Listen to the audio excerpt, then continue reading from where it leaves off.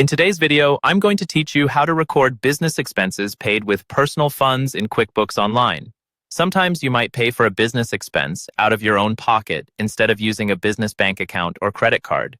Maybe you bought office supplies with your personal card, or you covered a business meal in cash. It's important to record these correctly so your books stay accurate and you don't miss any deductible expenses.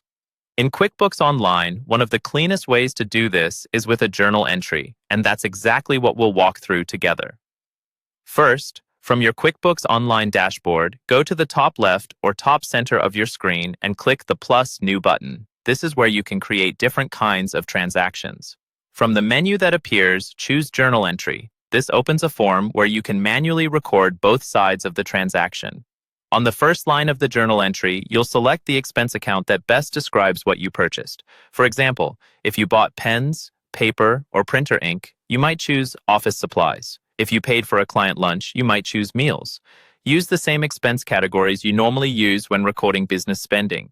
This keeps your reports clear and consistent. Once you've chosen the correct expense account, move to the debit column on that same line and enter the total amount of the purchase. Debiting the expense account increases your business expenses, which is exactly what we want, because you did spend money on behalf of the business, even if it came from your personal funds.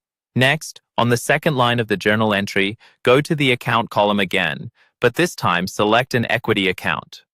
Common choices are something like owner's contribution, owner's investment, or partner's equity, depending on how your chart of accounts is set up and what type of business you have.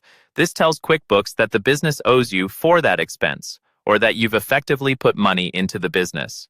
Now, in the credit column for this equity line, enter the exact same amount you used in the debit column for the expense. The debit and credit must match so that the journal entry stays balanced. You're increasing your expense and increasing equity to show your personal contribution. Once you've reviewed the accounts and amounts to make sure everything looks right, go to the bottom of the form and click Save and Close.